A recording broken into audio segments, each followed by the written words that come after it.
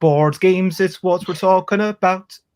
Board games, I'm not gonna shout it. I am starting off this streaming with a little bit of singing.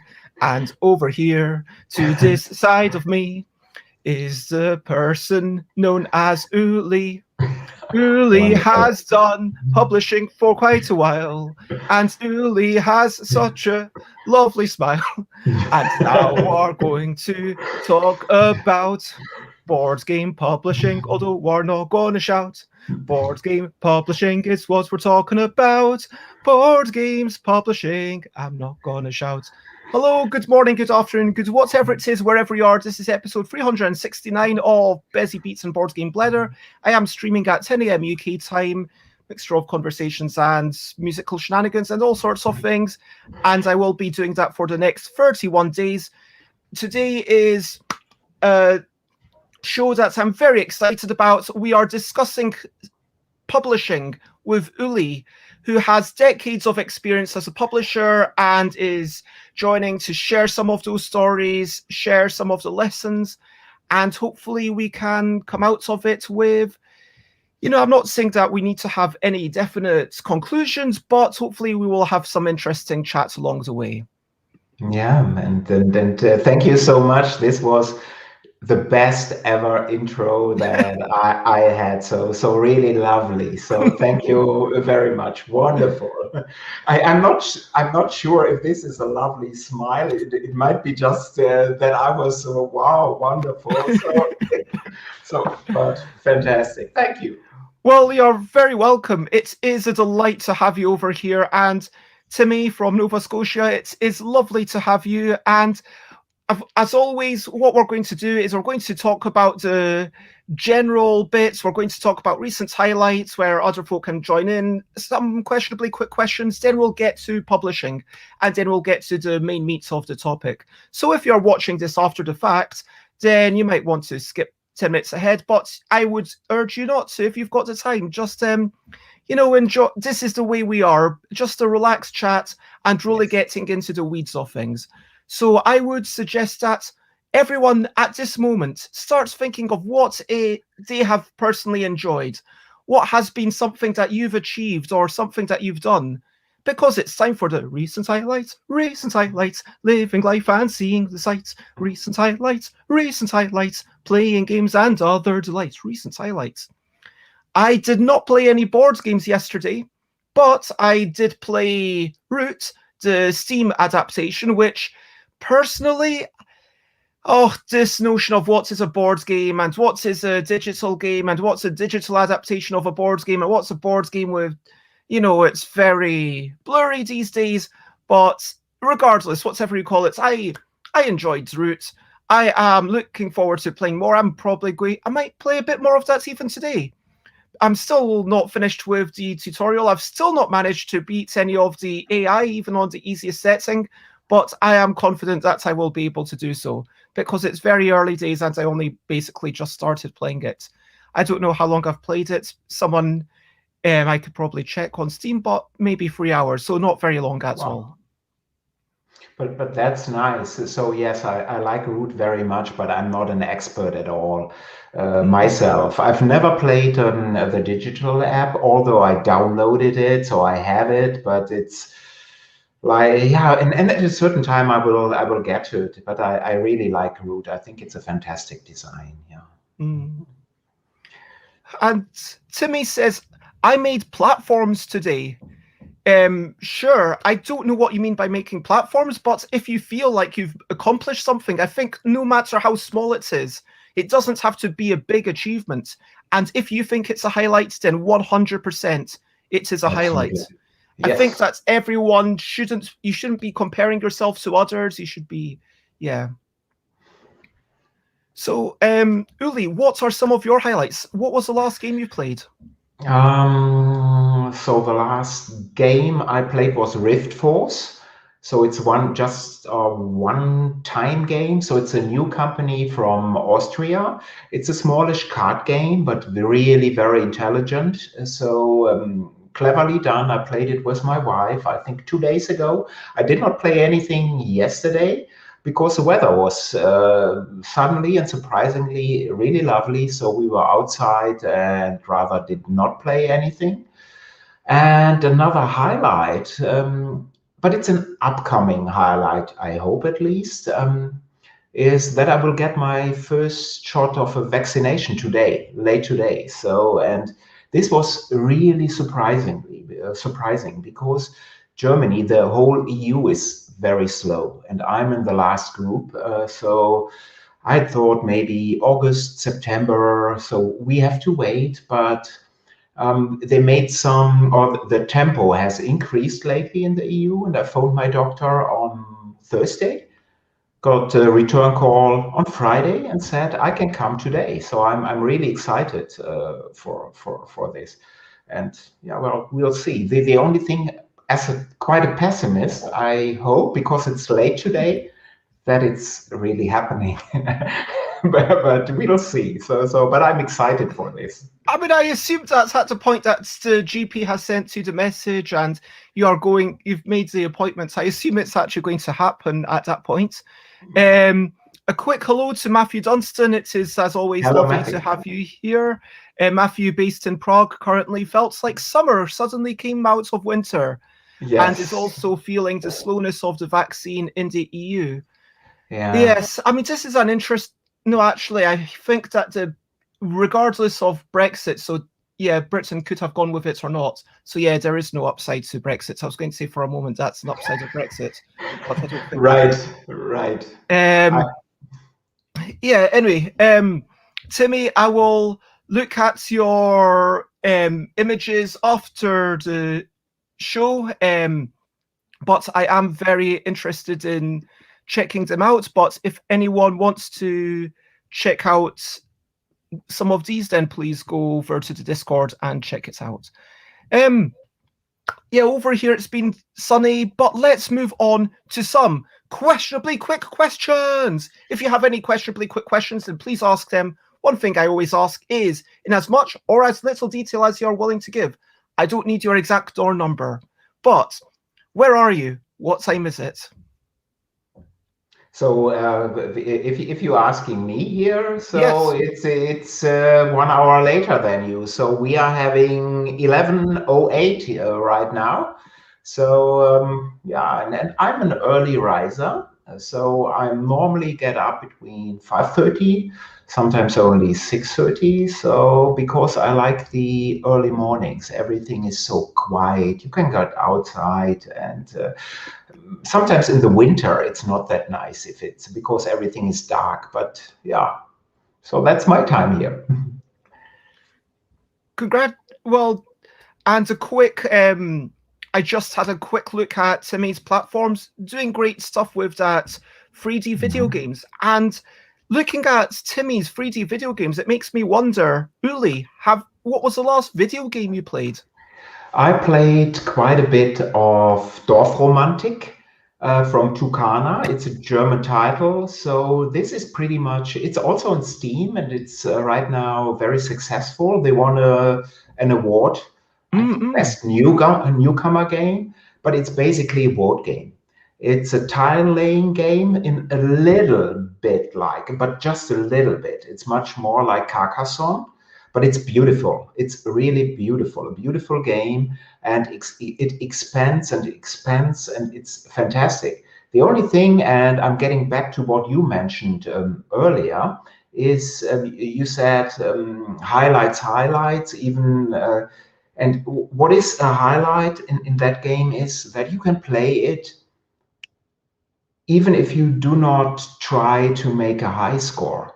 You can play it against a high score, but I'm playing it to have the best looking environment. So I have my lakes, I have my forest, I have my tiny village, and So I played this a little bit, but I'm playing everything on via Steam. I'm playing shooters. I'm playing RPGs. The only thing is I need more time so to play all this stuff. So yeah, And that's that what. is Dorf Yes, Romantic spelled. yes, Dorf Romantik. Basically, it means the translation is not really well. It means village romance. And pretty strange name. Also, Dorfromantik in German is a pretty strange name. But if you've played it, if you've looked at it, you know what they mean. And it's so simple. It has a very quick tutorial. You are in it. If you are a board gamer, it was in 30 seconds, and then you start. And another problem is you won't stop quickly because it's so nice. Yeah, that can be a thing. Some things can just eat up days and days of your time. And I remember Yeah. Matthew saying that they had some problem with some game. I can't remember which one. I've got some very quick questions that I used to ask all the time. So, firstly, podcasts or books? Books. Last book you read? I'm reading Risiko, which is Risk by Stefan Kopetzky, which is a novel, but it's based in the early 20th century, right at the start of World War One. It's a pretty nice book, but I'm trying to make it one novel, one non-novel. What's the term? So I love to read history books or politics. So it's mainly I read history, politics, finished novel, and then I switch back and forth. Sometimes, Okay, of course, yeah, so you keep a balance of fiction and non-fiction. non-fiction and fiction. These were the terms. Yes, thank you. Yes. Mhm. Matthew mentions that the one that Matthew got addicted to was Stardew Valley. Have you played that? No, but I know that it can be very addictive. Yeah, so I try to stay away. Okay, meeples or plastic figurines? Meeples. Okay, first game that you remember playing? Mensch, ärgere dich nicht. I don't know it's a traditional German game. It's definitely available worldwide, but I played this as a youngster. It's a dice game. Yeah. Mhm.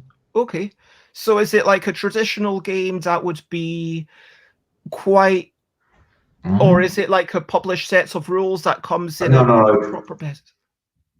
Oh, I think we just lost Uli, unfortunately. Maybe there was some internet problems. Well, Timmy says Timmy has played Stardew Valley. And hello, Nicholas. It is lovely to see you. Schön dich hier zu sehen. That means nice to see you here, Uli. But quite ironic because we are unfortunately not seeing Uli. Oh, there is Uli. There's Uli It, back. I wanted to check on Mensch, ärgere dich nicht and kills the stream, so you know how tech advanced I am. So sorry. No worries.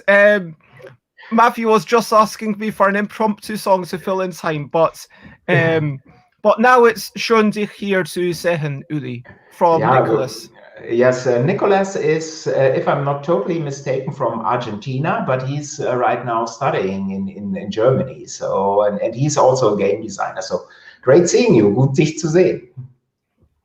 Okay, so the final question that I'm going to ask you is, what is some of your favorite games? If you can pick just one or two, then great. If you feel like you're struggling too much, then No. That's okay. Although, of course, as you know, tastes are changing. Probably my all-time favorite game right now is an infamous Traffic by Holland Spiele, designed by Cole Worley. I also like Pax Pamir very much. I love Here I Stand. I like card-driven games. But an infamous Traffic, in my opinion, if I could put in an 11 as rating at BGG, I would do it. Yeah. I mean, what's stopping you from just making everything else a 9 at that point? Right. Yeah. But And Infamous Traffic is so good. It's so much better, and I have to drop the others now. There are so many good games, as you know. So yeah. That's the thing. Like right now, it feels like maybe good isn't good enough. Although this is surely a thing that we'll get to later down the line.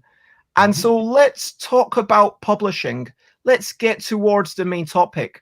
And let's talk about why it might be considered by some to be a brilliant thing, brilliant thing. It's a little thing which is brilliant, or not such a little thing, because it is quite a big concept. So maybe we could have a very quick definition of publishing and just why is it brilliant? Why is it brilliant? Yeah, publishing, of course, in my opinion, is brilliant because you yourself decide how a game should be, from the look, from the physical appearance, the soul of the game. You decide it, and then can tell somebody, a manufacturer, please do it really in this way as I want it. Of course, you know, sometimes mistakes are happening.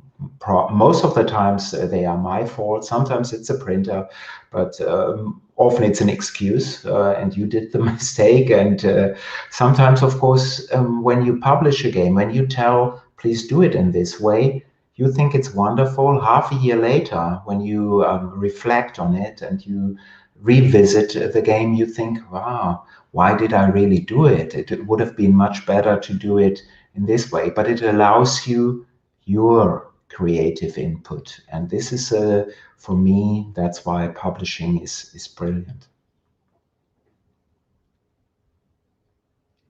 So there's two things there. So firstly, you're talking about having the power and autonomy, and secondly, about improving what was hopefully already pretty good. And a quick and belated warm welcome to Zihark Sama. Thank you, everyone else of us. And obviously, we are talking specifically about board game publishing rather than video game publishing. And I don't know how much crossover there is, frankly, but I guess within the board game industry, there's always going to be a bit more love of the thing, because let's be honest, there just isn't that much money in board games compared to video games. Would you agree right now? Yes, compared to video games, board gaming is tiny. Of course, the market is still growing, and during the pandemic, it's growing in a large way, in a really large way. But still, compared to video games, it's tiny. So we are basically, although board gaming is so much older than video gaming, of course, we are not that mature. Is this the correct word? And as an industry, yeah, we aren't, because we are not exploring what a game can do like video games are doing it. But of course, it's also a money thing, because in video games, some publishers, they can constantly broaden the scope of what they want to try. And of course, we are living in a capitalistic world, and of course, money decides a lot.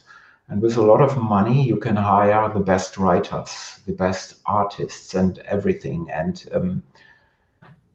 you, of course, are playing video games as well, and you know the immersion that some of the video games these days have. It's fantastic, and I'm not only saying it's graphics. Graphics are a part, but for immersion, something more is needed. And I'm getting just a second back to Dorfromantik. It's basically a 2D game on tile placing. That's what it is. But the immersion, after a while, at least I think I'm part of this growing village that I'm building. So it's wonderful. I mean, do you think that board games can bring about the same sense of immersion as a video game? Yes, I think so. So even maybe for some types, even a larger one. So for me, if I'm really interested in a board game, if I like it, immersion factor is huge. Getting back to books, so I'm a book lover, and in a book, I don't have any graphics at all, normally at least. So, but still, if the book grabs me, then I'm feeling that I see the story in front of my eye. And the same is true for board games. And for Infamous Traffic, I'm in this story. Here I stand, I'm part of this story. And so I think graphics are not needed. And on the plus side, board games can tell you a different story. If we are sitting at a table, if we are playing a two-player game, then we will talk, and not only about the game, but maybe about something which you did yesterday. It's an interruption from the immersion of the game, but I like this in addition. Then we play again, and maybe I'm saying, well, yesterday this happened to me. So this is something that enforces immersion. Also, it's not part of the actual gameplay, but each game, even an abstract game, tells a story to me. And this is not coming from the flavor text of some cards in a fantasy game. It's coming from the story that is developing between you and me and the other players. So I like this a lot. I think it's the point that everyone keeps coming back to, that with board games, you do get the conversations with someone across the table. Actually, oh yeah, I've got Tiefe Taschen, but it's under 3 other boxes. But do you know Tiefe Taschen by Fabian Zimmermann? I haven't played it, but I know the title, yes. Mm-hmm. So it was redone as Good Critters later on, but for my taste, the original version, which is about politicians, is a bit more better, because it's basically all about how you distribute money, and then you do it in an unfair way, but you're the president, and then everyone either has to deal with it and say, yes, I like this. And obviously the people that you give more money to are going to vote yes, but then the people who have less money, are they going to vote no? Or are they going to try and steal some money from the bank? Or are they going to try and steal some money from someone else? And there's 2 other things that can distract you, but then it's all about, oh, are you going to try and steal from me? Oh, have I given you enough? Oh, and then like all that table talk, you can play this in 20 minutes at a convention if you don't know the people and you're just trying to play it. But then if you play it with friends and you allow the conversation to take hold, which is the joy of the game, of course, it can take maybe 40, 60 minutes and you get so into it. And the thing about solo games is that for sure there are times that you want to deplug. I have actually enjoyed, for example, sometimes playing with, I'm very biased, but playing with my own L deck in a train carriage, because it's in my pockets and I don't have to look at this screen. I don't have to worry about it. I'm able to do it at the speed that I want. I don't have to worry, okay, and I'm able to move my hands a little bit more easily. But multiplayer gaming compared to solo gaming, it feels like solo gaming takes away that conversation that you've been talking about. Yeah, I agree 100%. I'm not a solo gamer at all. Sometimes I play solo, but this is just if I get a new prototype on the table from a designer to evaluate that game for me, to see, how is this working? And apart from that, I'm not really playing a lot solo. If I'm just having half an hour of time, then I prefer a video game or reading a book or going outside or doing some sports. But for me, solo gaming most of the time feels like work. So solo tabletop gaming feels like work, and this is not really my cup of thing. Yeah, that makes sense. And Zihark Summer says, theme can be important, but there are games with little theme that can be just as popular for the stories they create, such as, oh, remember when I won by doing X, Y, Z? And so, yes, it doesn't need to be a narrative story. It doesn't need to be the story that's part of the flavor text or part of the rule book. And in a sense, the story that the people around us generate. So we're not just here to talk about why board games are brilliant. Hopefully we're speaking somewhat to the converted. Feel free to comment, ask questions, follow. But I have distracted myself from the main topic for long enough. So let's talk about the main thing. And discuss publishing. So, first question, what is your main role in bringing a game to reality? What does a publisher actually do, from the pitching, from the selection, down to the game being sold, maybe even decades afterwards? A lot. You have to do I a know it's lot, a big question. but it depends if you are having a good team. So Spielworks is only me, but I have a great graphics artist, a good friend, Harald Liesko, who's doing the gestalt of the graphics of the game, and I have a great developer, Henning Kröpke, who's doing a lot of the work on rules and editing, and also on icons and other stuff. But my first task is to select the games and then put them into the Spielworks schedule and decide when the game will be published and how it is to look. So the graphics feel, but of course I'm doing this with the graphics artist, and which components to use, price point, how to market it.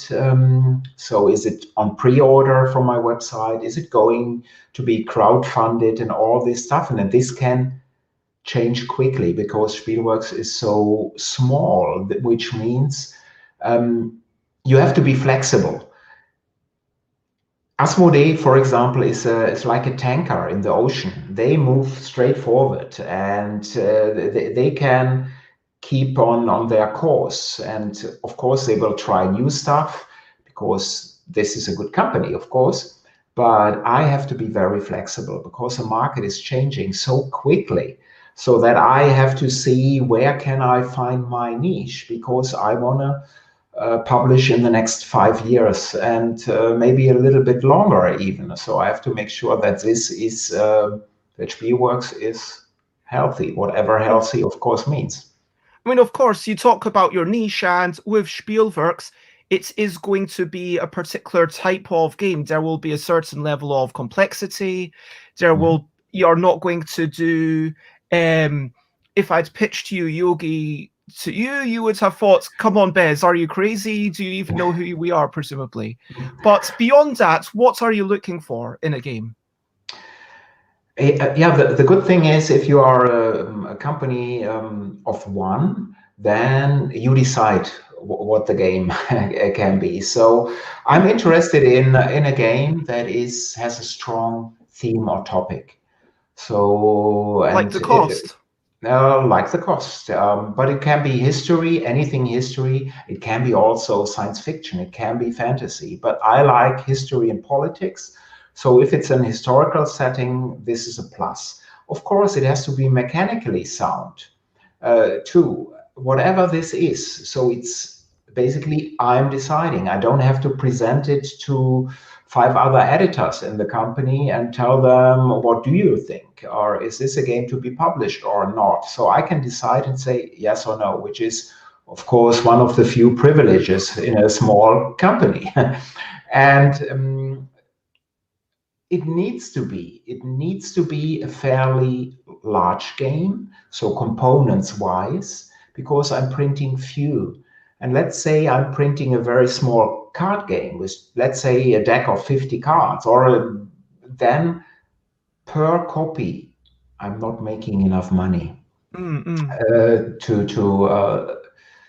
make a living. So it has to be, the profit margin per copy has to be decent. So that's why I'm mainly doing large games. Although if I really think this is something that I should do, I can do a small game. But normally it will be a large board game with cards, with other stuff.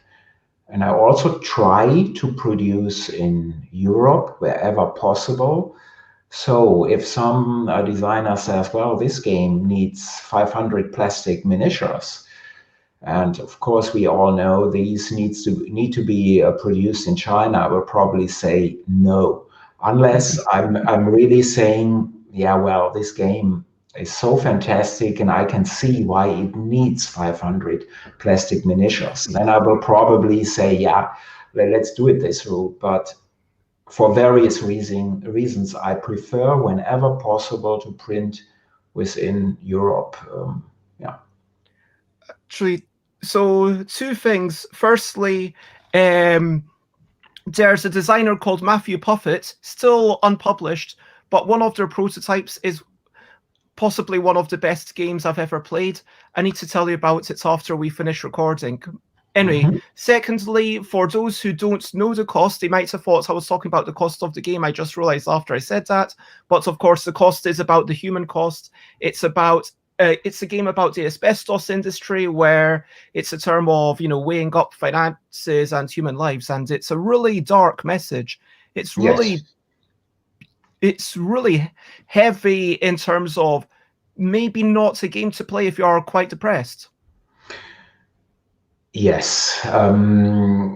You should consider if you want to play such a game. So why did I decide to do this game? First, I think mechanically, in my opinion, at least, it's a very strong title. It has a wonderful action selection system. That had nothing to do with the cost.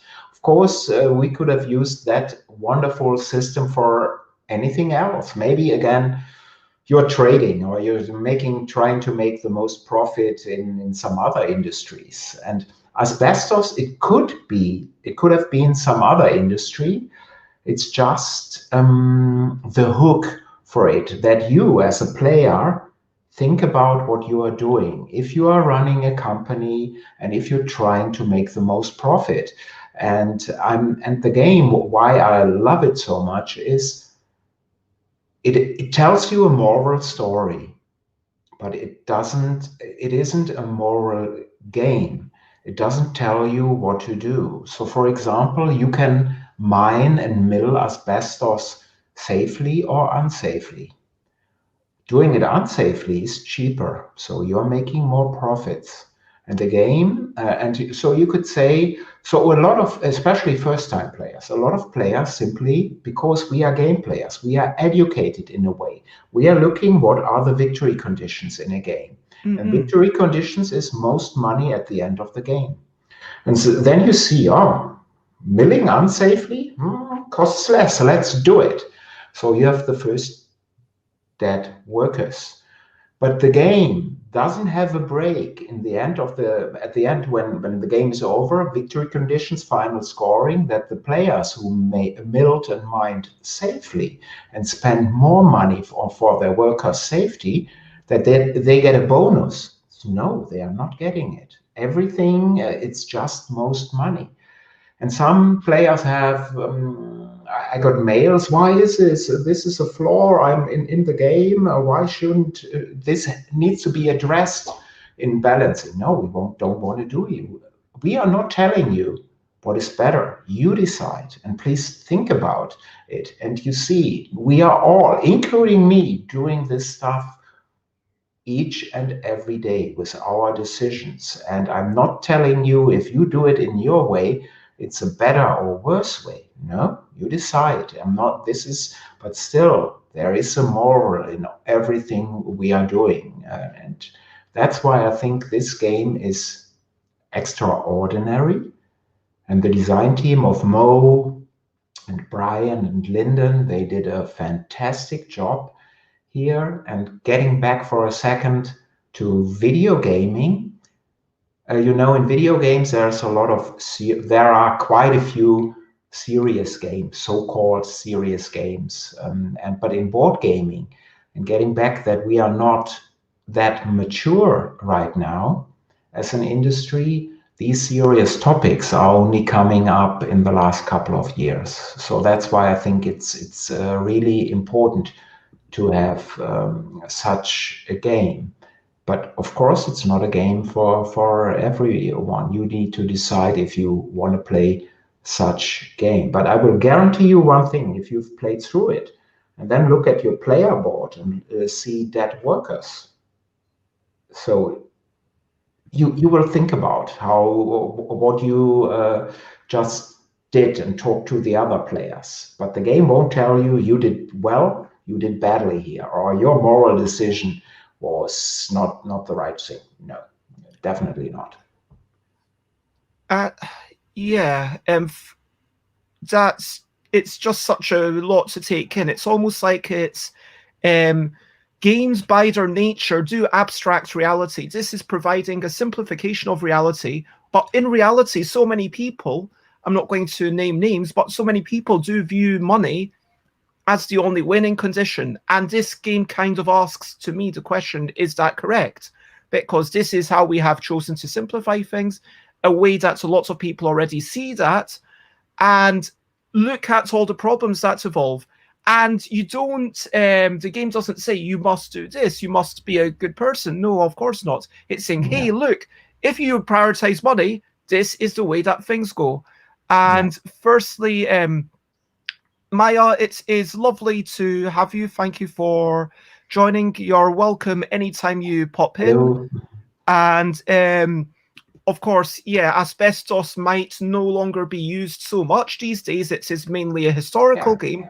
But the point is to take those lessons and almost, I don't know what was your points. I mean, as an, you actually, let's go through the work of the cost as a case study, and let's go through the submission and end development and graphic design and everything, just as a case study, and to see what you did.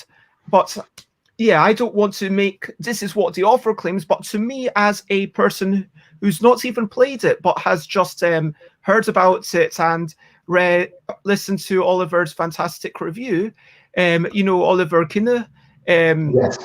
and but it makes me feel we apply those same lessons to today's life, that going for the money at the absence of everything else is so fraught with problems. So please, there are so many problems with even this capitalistic society. I don't know if that was what was your intention as a publisher. Yes, it was part of the intention as a publisher. Again, Spielworks it is a small company, but again, I'm here to make a profit. So that's also my statement. I'm not here for as a charity. Spielworks is not a charity, so I need to make money with all consequences.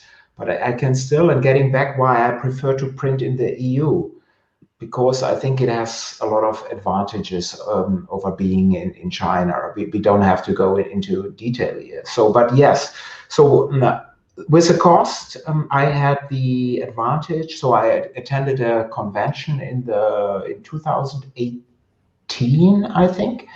18, yes, HeavyCon in the US, and I was able to play the game in person with the designer, and I immediately loved it. So I really liked it, and but I also thought this will be difficult to market, because it's such a difficult topic and some people won't like it. But another advantage of a small publisher is that you do whatever you think is should be done. And I don't need to sell 10,000 copies. Let's say I'm Hans im Glück, German publisher, and they have quite a few people on their payroll. Probably I wouldn't have picked the cost, because I know I can't sell that many, and I have a responsibility for my employees, of course. So, but I can do this thing. What was important then later, when Mo sent me a prototype and I could check it out here in Europe, I sent him an email with a question, and I said, well, the game. Right now, there's no difference in victory points in the end if I do everything safely or unsafely. And shouldn't we address this? And I had hoped for the answer, for the response, no, don't do this. And this was exactly the answer that I got. Because if he had told me, we can balance this like most games do. You go left, you get 5 points. You go right, you get 3 points. You go straight ahead, you get 4 points. I don't want to have this in my games. And so that response was very good, and I moved to forward in development with the game. So, yeah. And So that was Armando Canales. Yes, Mo. His nickname is Mo, so he's a lead designer. But there's also Lyndon and Brian who did a lot of work on the game as well. And actually, yeah. Lyndon Martin and Brian Volkert. I'm reading Yes. this off of Board Game Geek, of course. Yeah. But are they in-house developers? So once you got the game, tell me about what kind of developmental process it went through. Yeah, so no. When I get a prototype, normally, of course, everything has some exceptions, I take over development of the game. So initial development here in Europe was done by me. And then at a certain point, I always bring Henning Kröpke, who also does development work for 2F-Spiele. Oh. Yes, for 2F-Spiele. And the advantage is, that I'm living in a rural area, but Harald, the graphics artist, is local. He lives in Muenster. And Henning lives in Ascheberg, which is also local, so 45 minutes by car. And in a non-pandemic time, we can meet and get together, all three as a group. So, and at a certain point, Henning takes over parts of the development, and so we could discuss this. And of course, we are always in contact with the designers. If we're making some changes that we think are important, we inform the designers, what do you think about them? Because I want to have them always in the picture because it's their baby. Some companies, most companies, I guess, are doing it in this way, but I know of some companies who are saying, well, you made your statement, you made your vision, we took over your design, and now it's our vision as in-house developers to modify the game. But I want to have the designer or designers always in the picture. And then at a certain point, of course, the graphics artist, as I mentioned, is involved. So we try to find the specific look for the game. And the cover is, of course, is important because it shows an asbestos security safety mask and nothing else. Doesn't tell you even on which topic this game is. It's just having this mask and the cost. And the graphics for the boards are pretty, what is the right term, muted. So they are not, it's not bright. It's not really where you're saying, wow, this springs into your face. Everything is really where you're saying that you have some distance to the game. And of course, your player boards shows a skull because for a dead person, because normally you will, in your mind, you will have some dead workers. And this is because you did it in this way. You as a company owner are responsible for this. So it shows it doesn't shies away from these things. But again, asbestos is just the hook.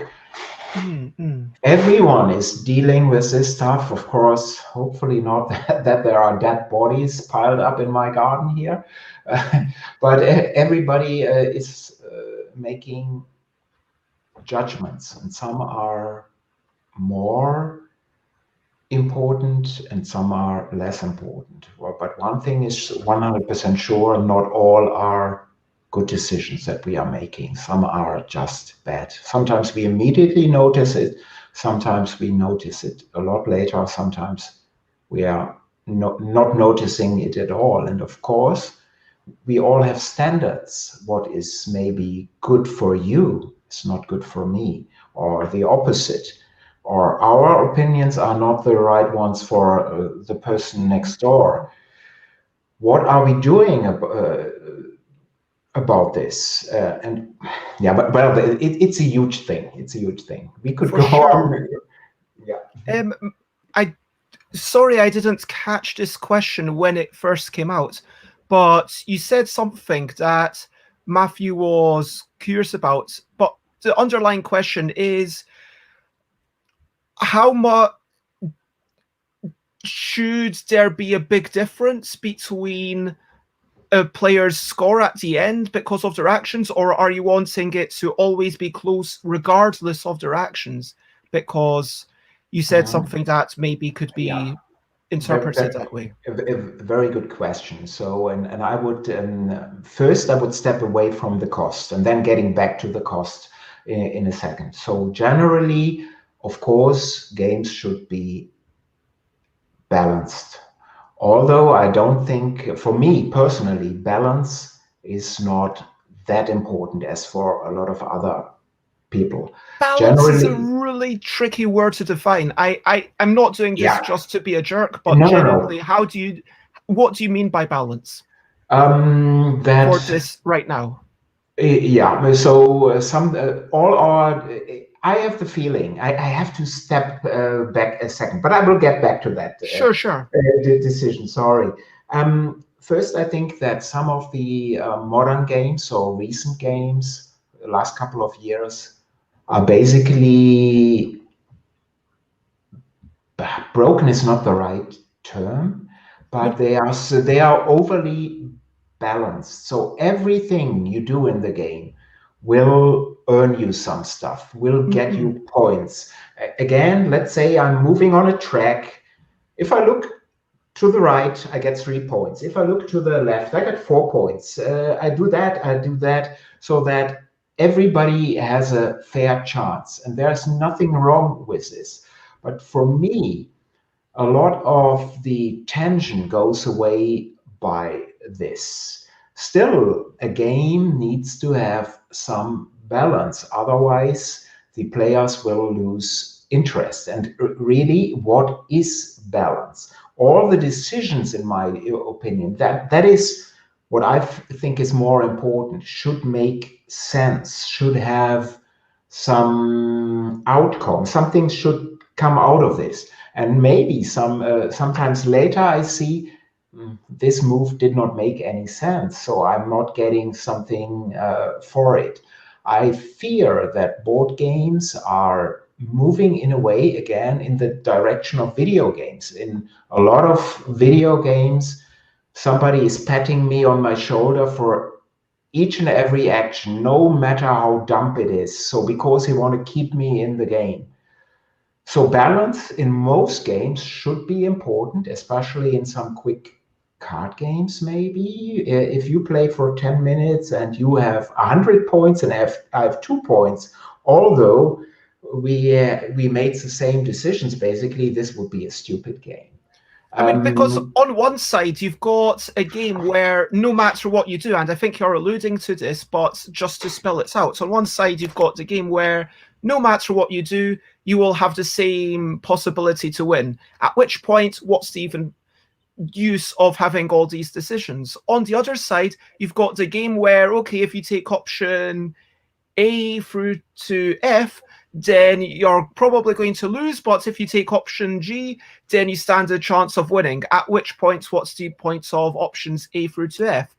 And like Richard Garfield, I think at one point talks about its strategic collapse is kind of what Richard Garfield considers a broken game, which is if there's only one viable move and that one viable move is obvious. So what is strategic collapse to one person might not be for the other person. For example, you could say that Noughts and Crosses is broken for an adult because, hey, you should always draw. But for someone who's just learning it, for me, I think it was a great game for that small time that I played it. Do you know what I mean?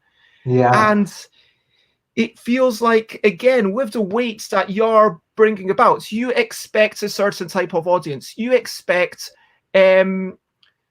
sorry, this is going to sound, you expect fairly intelligent people who are familiar with basic board game concepts, who've had a fair amount of practice in analyzing and evaluating differing options. So you maybe want to, yes, there might, and if there's 10 options, and if you have, okay, one is clearly the wrong, okay, now maybe 9, oh, I'm not sure about this, and then eventually the better you get, the fewer options you can remove. I mean, like Go, there, it must be solvable yeah. mathematically. Go, if we had the super genius computer, it could say this is a perfect game to play, and this is the comedy that you need to make it a fair game. But yeah. Yeah, it's a huge topic, and for me, to maybe phrase it also a little bit differently, fairness in a game is not that important. And I often play long games. So, for example, let's say I'm playing Here I Stand for 6 hours. The journey is my game. It's not the final scoring, because I was part of a great story, hopefully for 6 hours. And if I have in the end 24 points or 22 points, I don't care. I really don't care. And I also think king making in a game is not necessarily bad. It's just that in the last 10, 15 years, in modern board gaming, everybody says, oh, I'm the kingmaker. But there's a lot of kingmaker, for example, in Root. And I don't think it's bad at all. And Cole Worley had some nice interviews about fairness and king making in games. But to get back to Matthew for a second I want to now briefly mention the cost. Here, in the end, I really think it's not that important who won by points. Profits, the single victory condition is have most money. So money is victory points in the game. But let's say we are playing it for the first time, and if you play it, and it's in a way it's harder to play it if you are newly to the game safely all the time, you will probably have less points than me. I don't care. I don't care if this is true, because we will talk about what we just did. And of course, our life is not fair at all as well. So let's say we are game players, and there's a game. We are sitting, it's a 3-player game, and you are having 3 6-sided dice. Second person, Matthew, let's take Matthew. He has 2 dice, and I have 1 die. And the single victory condition is having the highest sum. And that player will get 1 point. And we are doing this 20 times. I like probably, probably I will, I will win one of the 20 rounds with 1 6-sided die. I roll a 6 and you were extremely unlucky. But of course, you will win most of the rounds. And this is our life. This is our life. We are not starting with the same chances from the start. But the problem is, if you would prevent this is our capitalistic life. And in a way it is. Nobody would play the game, because we as game player, we demand a better game. So a more balanced game on the table. So we have to take care that it is a little bit better balanced. It's definitely a provocative question, and we could have an entire episode for sure about the nature of balance, and that feels almost more like a group discussion. And I really appreciate all the chat in the chat, Maya, Zihark, Sama, and Matthew, of course. Yeah, let's move on. There is a very quick question. Have you ever met Andrew Sheeran, by the way? Okay. Yeah, Andrew Sheeran, who did War on Terror, and I've got the Hymn of Commandments. Yeah, War on Terror I know, but I don't know Andrew. No. Okay. The next question is from Zihark Sama regarding pitching. When you first get those games, do you have any advice on pitching? Just very quickly. Yeah, very quickly, stay focused. Don't tell me the whole game. Tell me why this game is the single best thing since sliced bread. And in a couple of sentences. Of course, if you do this by mail, as it's often done, maybe if you have time, include, if you want to, the PDF or a PDF of the rules. But if you a lot of online pitching these days is done by TTS or Tabletopia these days. Be to the point. And I really realize that a lot of game designers are not marketing people. That's absolutely fine. Be relaxed, no problem at all. But still, don't tell me the whole rules. This doesn't make any sense, especially for Spielworks. If it's a complex game, I have to do it at my leisure later. But if you tell me quickly, this is the central mechanic, this is this, and this is this, then I'm not, most of the time I'm interested in. But just basically in pitching, you can't do anything wrong, unless the other part, so the publisher is really nasty or whatever. I know some people, it's interesting that you say include a PDF of the rules, because actually Alan Paul the other day said, please don't include a PDF of the rules. Please just tell me a summary of the game, and then I will say if I'm interested, and then send me a PDF of the rules. Because if you send everything all in one go, then that is too much. Just send me 2 paragraphs, especially if we've never talked before. Yeah, but everybody is makes sense to me as well. But everybody is different, and of course, if I already have a rules PDF, then and if the intro is great, so the pitching the sheet, then I can immediately dive into it and see, oh, this is really interesting. But I fully understand if someone doesn't want a huge pile of attachments to their emails. Yeah. Yeah, this is why I'm more and more realizing that we should have more kind of group discussions for, hey, advice on pitching, let's get a bunch of different people together. So let's go on with what's the role of a publisher. You pick the game, you have your own personal, I like this game, you think that this game is worth making because you're just a small company, so you're allowed to have your own whimsy and your own desires. And then you start developing it with Henning and then Harold Lieske, is it? Yes. So you reach out to Harold Lieske, who presumably comes over to your play. Anyway, so all the art's done, all the graphic design's done, and then what happens if you give us a quick whistle-stop tour? Yeah, Harald, normally in non-pandemic times, we meet over here and then we talk about the game. So, and Harald is doing and most of the time he's painting by hand. So he's not doing this on screen. So he sends me a few drafts of it, just paper and pencil. And I say, well, this is fantastic. Oh, no, I don't like it. Sometimes I like everything. Sometimes I hate everything. So, and it is what it is. I'm not a graphics expert myself, but what I don't want in graphics, that a cover tells you the whole story. Again, Spielworks is very niche, and again, the cost has just the mask. And I did Kohle and Kolonie. At that time, nobody did a game box that was basically black, but it's a game on coal mining in the Ruhr area, so we did it in this way. And I'm definitely not saying that Spielworks graphic style is better than others. No, it isn't. It's just different. It's really different, and sometimes people don't like it. Sometimes they do like it, and so that's graphic design. What I don't like on covers for a second is standard German style artwork on the box.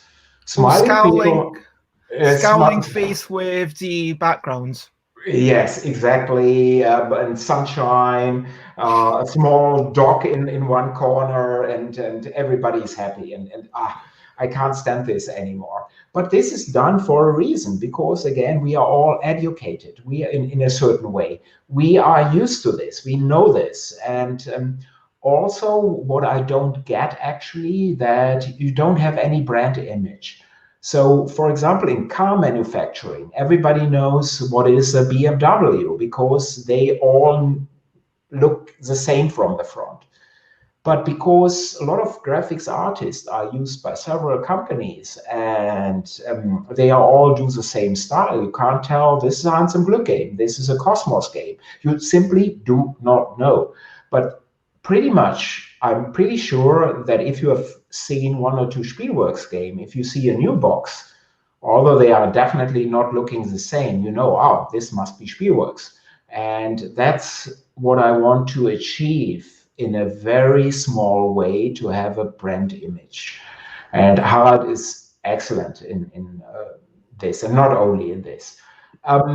Yeah, so then we have a graphics look. We have decided how the game should look, and we determine the size of the components and what's inside the box. And at a certain point, I ask the manufacturer, what will this game cost in production price?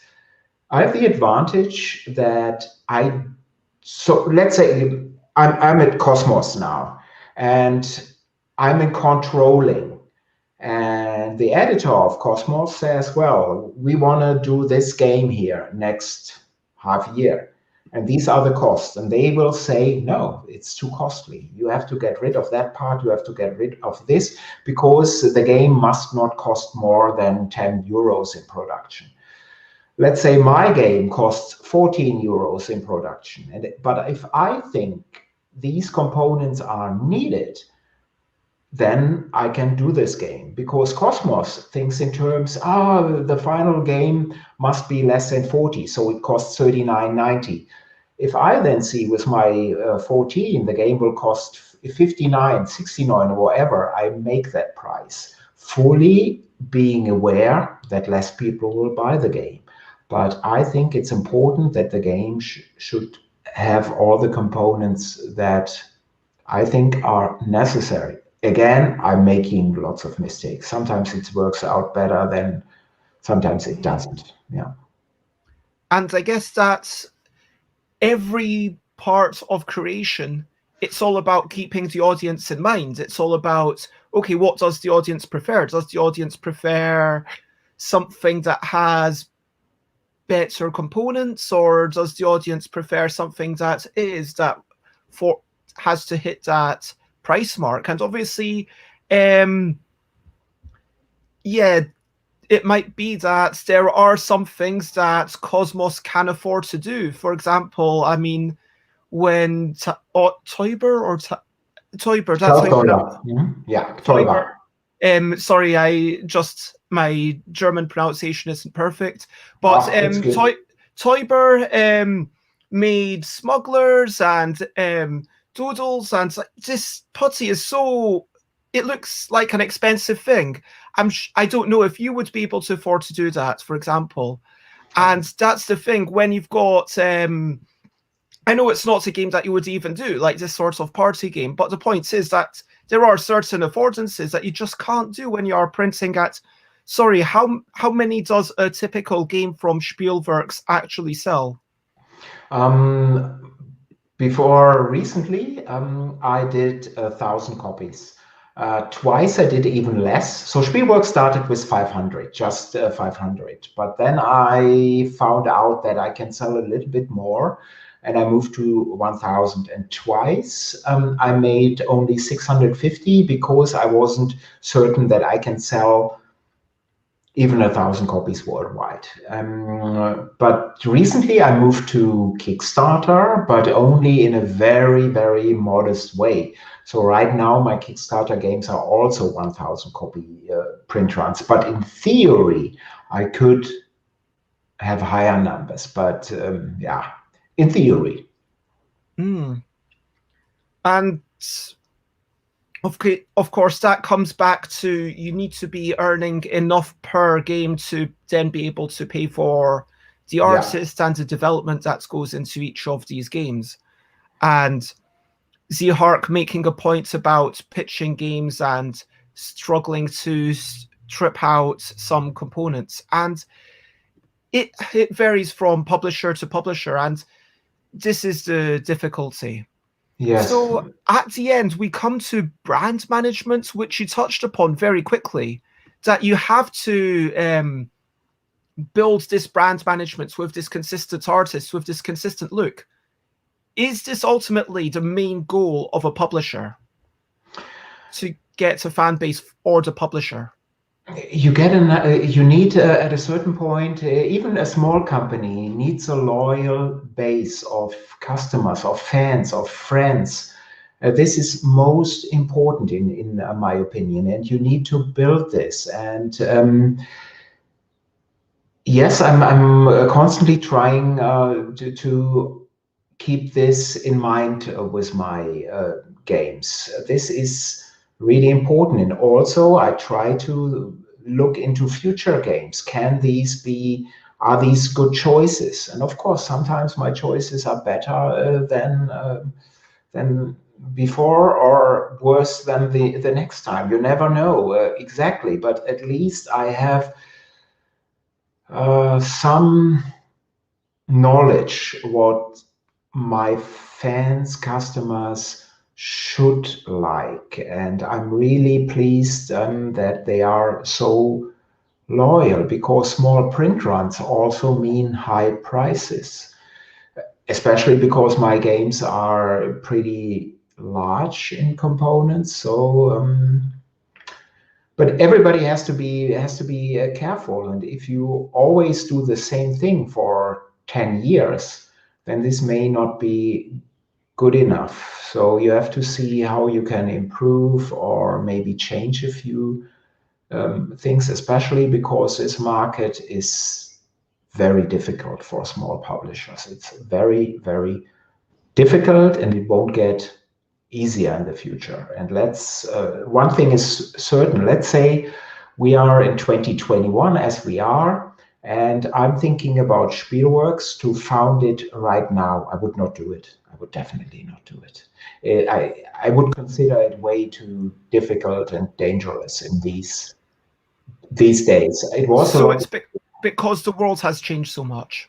Yes, and the market has increased, so fantastic. So I could say, well, there are now more gamers out there, so much better to have a small niche publisher for complex games. Yes, but there are so many more publishers out there, and we now have publishers like Asmodee who cater to all different groups, from party games, from small card games, to family type games, to real fan based games. And they have a marketing budget that they can cover almost everything right from the start. So, in my opinion, the most important thing right now is to be seen, to really be seen as a small publisher. And this is so difficult. And I'm lucky that I have this base and some of them, they bought my first game in 2010, and they are still there. So as I said, I'm so grateful that I'm having this fan base out there. Hmm. And then the question arises, I mean, yeah, this was kind of a flippant question that I wrote, but I wrote it down, so I should ask it. Given all the work that you do to a game, given the development, the art, the marketing, the product design, how important is that choice? Are there, I mean, for sure, the cost has, a very strong thing about it. It's on, okay, and of course, number one on Board Game Geek, D Macker, not, number one. And it was also, I think, number one in the ranking for some amount of time. Was it? So, but anyway, number one, numerically on Board Game Geek. And it's his Yes. granddaddy. But these have some really big hook. But how important is it for everything else that it's this game? I mean, could it, I'm not saying it could be anything, but yeah. Yeah, very difficult to say. Very difficult to say. But I'd say at this moment, if I put up a game on for pre-order, a Spielworks game, it has a Spielworks logo, I'd sell it immediately a couple of hundred. But if I have two bad games in a row, this will be gone because these games cost a lot. It's not a €5 item. These games cost a lot of money. So I have to be very careful. But what I see is definitely a game that is a little bit stronger. And you see this normally only after a half a year when you reflect on it. Oh, this decision was maybe not that good. Why did we put this in the game? But I see definitely how fast a game sells. So, and normally these are the games, the faster selling games that have a higher rating at BGG.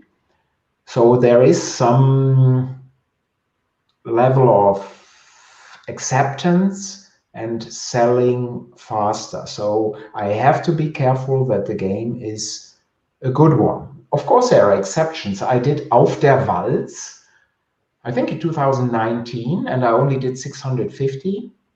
It's a game about this custom in mainly in Germany, where you need to be, or where you must not get back to your home city for 3 years and 1 day. So Wow. you're traveling around, and this is 100 years old tradition, but it's still you can still do it. Only, but although very few people are doing it these days, and you have a certain look. So sometimes in Germany you see them, and they are working for other people.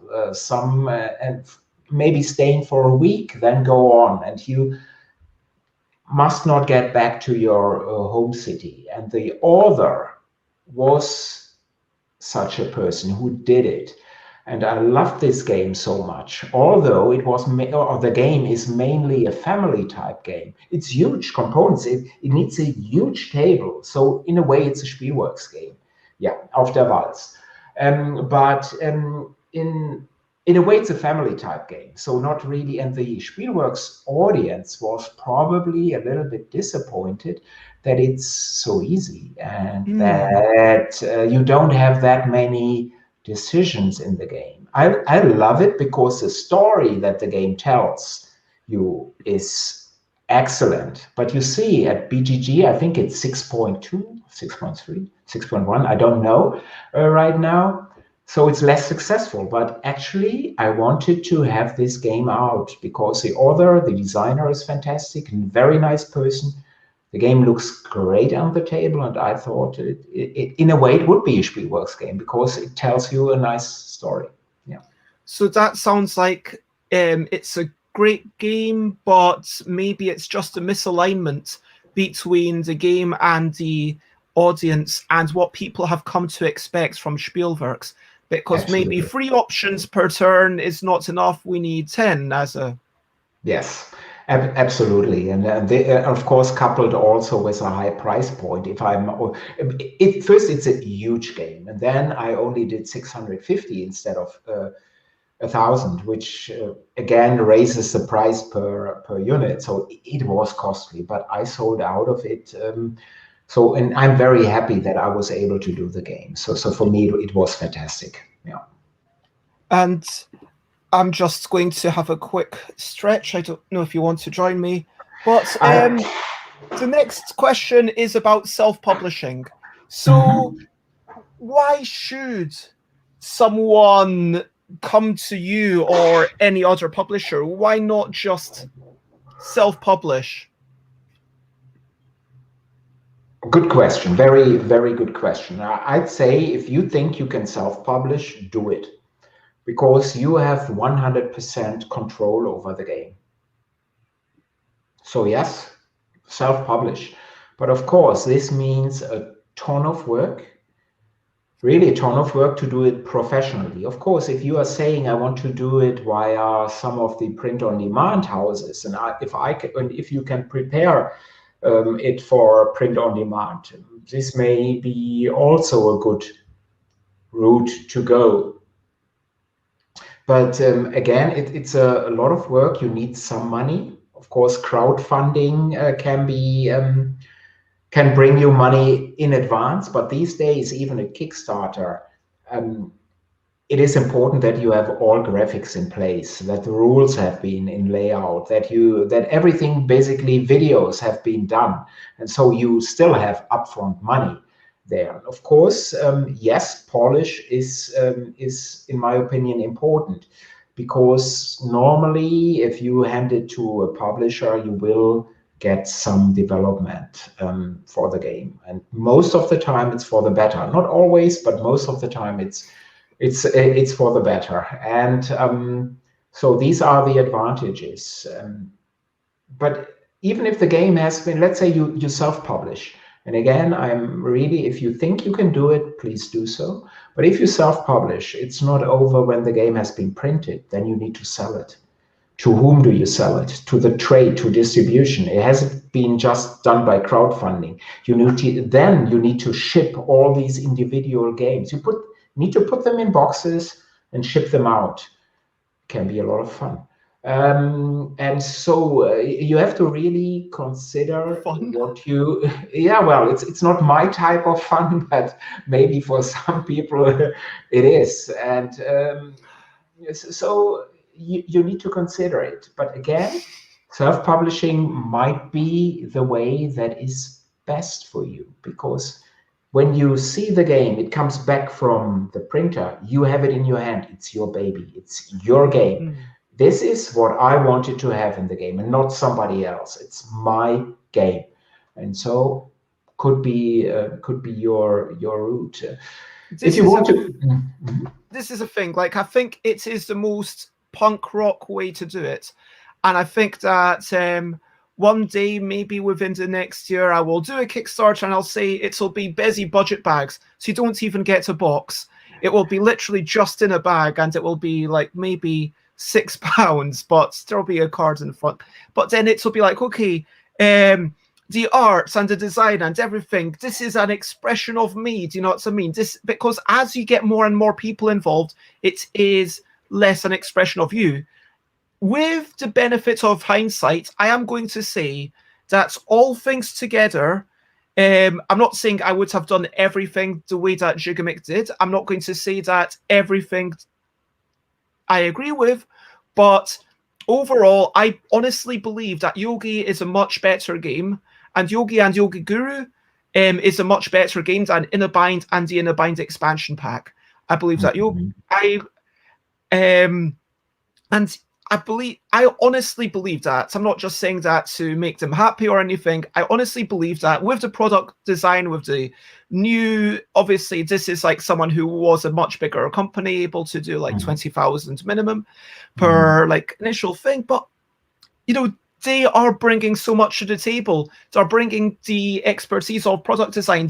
They showed me like this artist and they said, yeah, we got this artist, we had all this art done, it's even in our magazine, but this art is not good enough, please ignore it.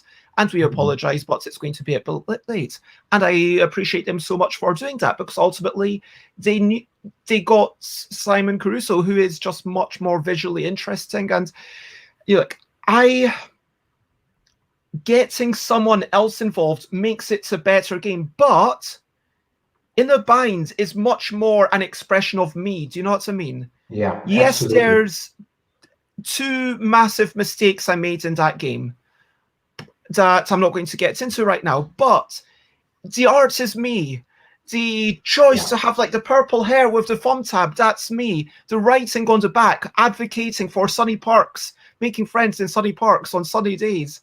That's me. And it's like, you know, the writing, the language, everything, it's like we can feel best. And it's for sure different when it is a thing. But at the same time, if you want to make it a better game, and I talked to someone on Twitter saying, yes, for some games, as soon as you get anyone else involved, as soon as you're thinking, how can I maximize, and this is Frank, a number of copies sold, but also people actually loving it when they buy that game. Because even if you're only thinking about it from a commercial point of view, if people didn't love it, then they wouldn't tell their friends to buy it. And I know at least one person came to my stand and said, oh, I want to buy 10 copies. And then they bought, because they love it that much that they gave it to all their friends. And for me, this is amazing.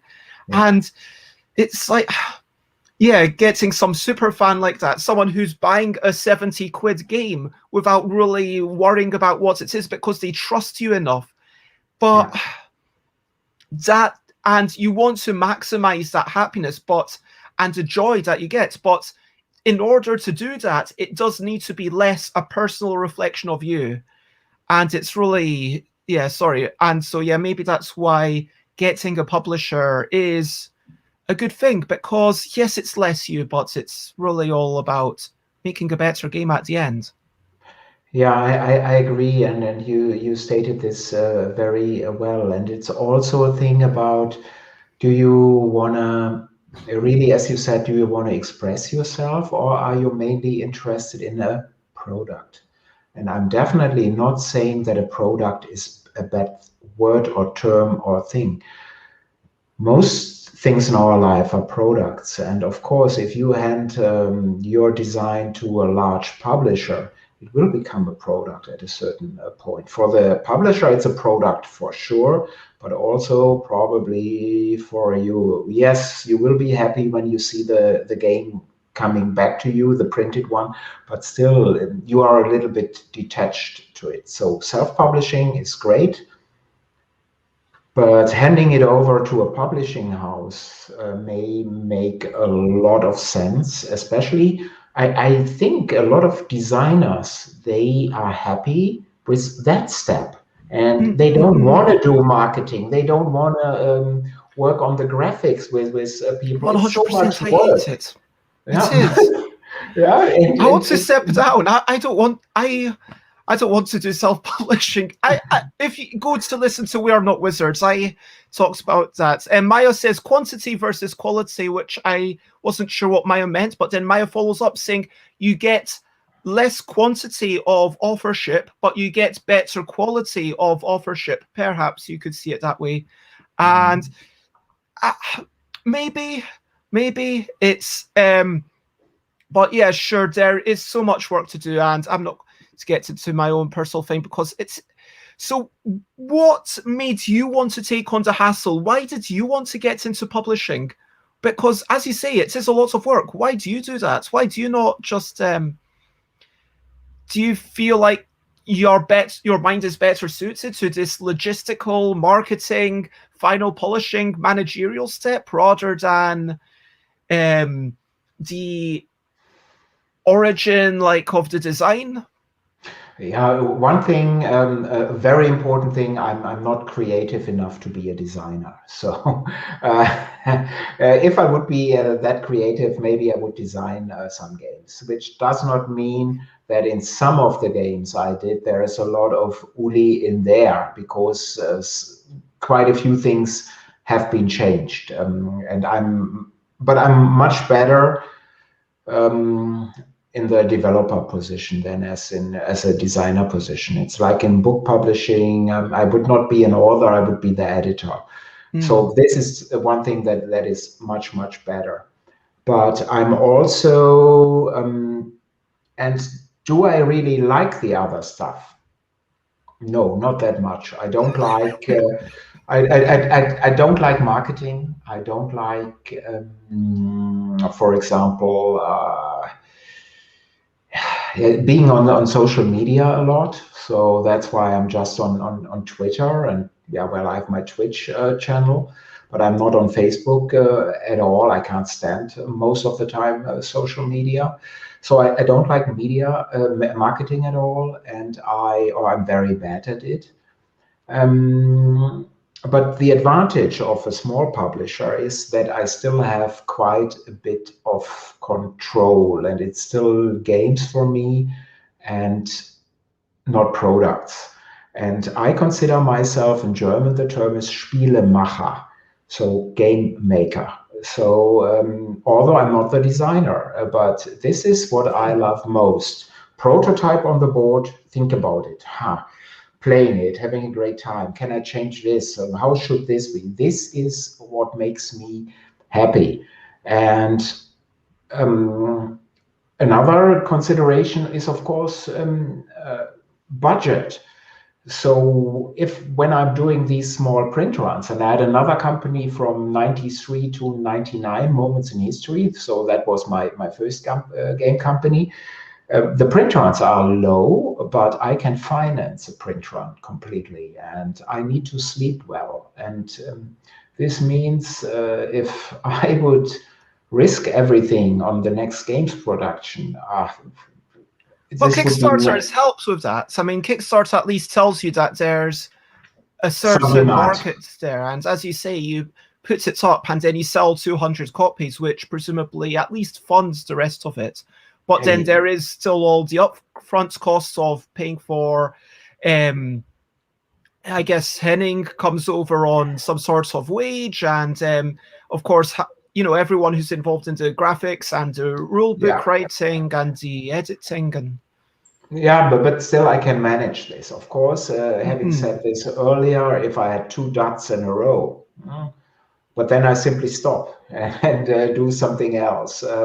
So the risk is manageable. This is also important for me. But I like to work on games, but not necessarily all this around marketing stuff. But of course, running a small company, you have to do so much accounting. I do taxes monthly here in Germany, really monthly. And even packaging, putting games in boxes would be more fun than doing taxes on a monthly basis. And putting games in boxes is actually fun the first 120 times, and then maybe after 150 it gets increasingly less fun. Yeah, totally agree. But fortunately for Spielworks, I'm not doing this anymore. So I'm glad that somebody or that the service who's so much better than I could ever be is handling this for me. Yeah. I want to say hello to Marcel, who's been watching along and just said it is very important to have developers for games. I think some Kickstarter designers don't do this enough. For my game, I hire different developers just to get the game as good as I can. What do you think a very good developer does and adds to a game? We will have to be a bit brief because I am not wanting to go too long today. But this is a great question, Marcel, and thank you for watching. Yes, a great question. And I think a developer really is not the designer, This is most important. Some games, and I think if you play games with a professional eye, you always think, I would do this differently. And why has that designer done this?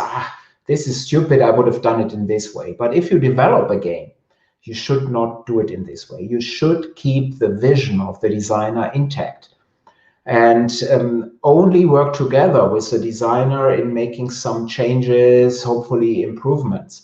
But if I'm just now naming one designer who's really great and I love him, that's Vital Lacerda.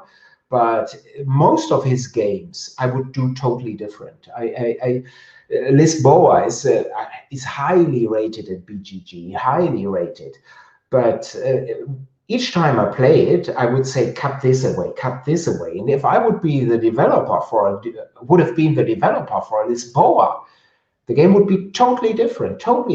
And I think the designer would be very unhappy with this. The developer is not the designer. He adds to the game his vision, his experience, his input, but he shouldn't take away the original view. I think this is most important. And of course, when we talk about adding, we mean about improving. And as Maya says, sometimes they might actually remove some things. And, absolutely. Yes, sometimes this is of course important as well, to simply strip away some stuff, but again stay within the vision of the author, the designer. So I think this is most important. Don't think you are the designer and you changing the game in such a big way that the original author can't identify it anymore. Yeah, like English is vague. It's not a mathematical language. That's the nature of every language, I guess. I think English is a very precise language. It's just just the fact that adding had multiple meanings here, for example. Yeah, but German is so much more vague. Yeah, well. Well, again, this is another thing that I will, if you're I will make a little note to have a topic about development, which it feels like that should be more of a topic with a few different folk. I wanted to ask you about mistakes that you've made. Now that you've learned from them, I guess the ideal is that we make mistakes and then we get up again and we don't make those mistakes again. So if you're willing to share, hopefully, whilst we might not have the strength of emotion of that you do, maybe we can also learn as well.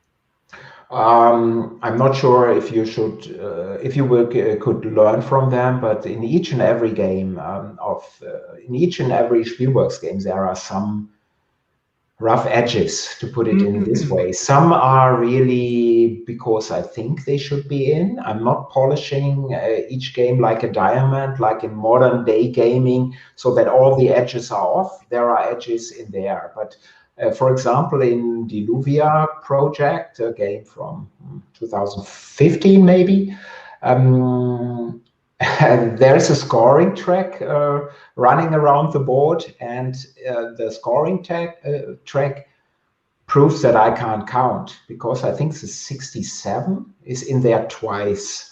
And wait a minute, so there's one too many spaces, or is another number missed out? Another number is missing, so it's simply there. Nobody noticed it, so that was really stupid. And actually, this is now one of my favorite game components that I ever worked on, because it's so special.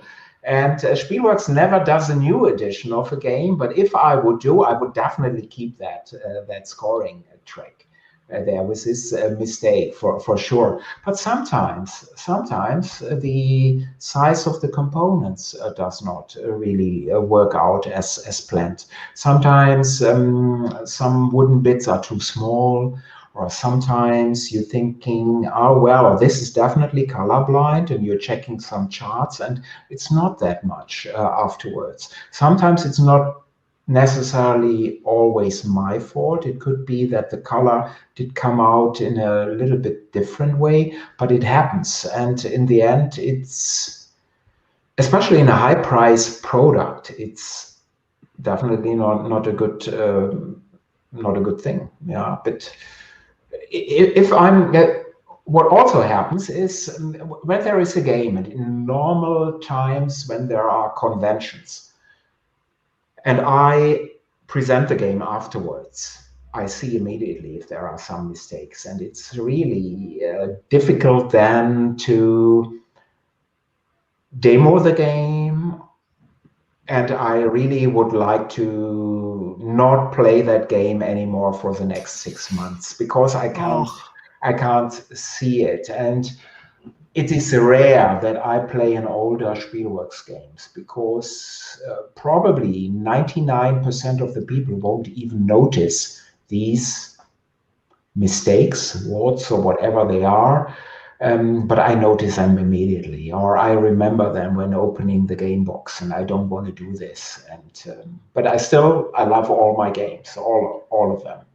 Of course, I mean, I'm very open about the fact that with In a Bind, I made some serious mistakes, and there's 1.5 cards that I told Jugamic to change, but even beyond that, Jugamic did make some improvements, but and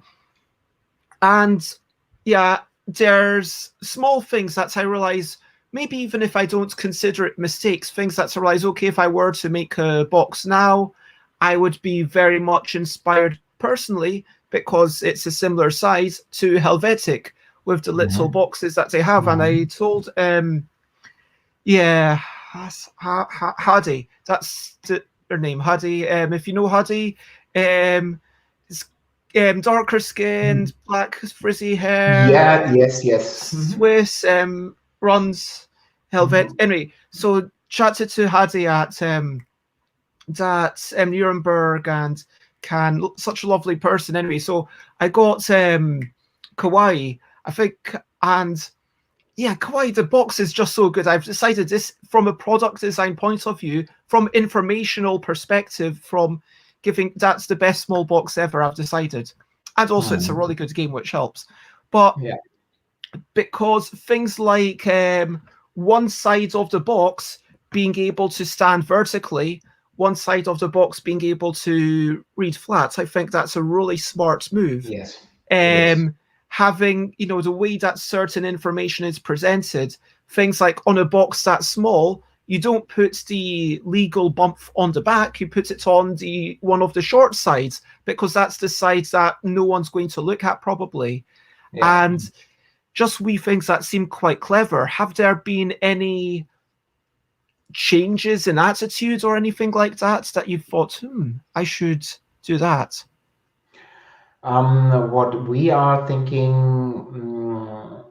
about for quite some time is to get rid of the shrink wrap, because we want to have less plastics in our games. So we have no plastic inlay tray in our games at all. We have some plastic because these small Ziploc bags to put stuff in, but that's a lot better than huge inlay tracks. But we still have the shrink wrap, and most of my games are not in stores anyway, but they are sent directly to the customer. But the manufacturing process and then putting them into boxes, these outer cartons of 6 games or whatever they are in there, and then shipping them to the logistics center, they take out the game, putting them into individual boxes and sending them in a high price product. With a high price product is difficult because there are some scratches.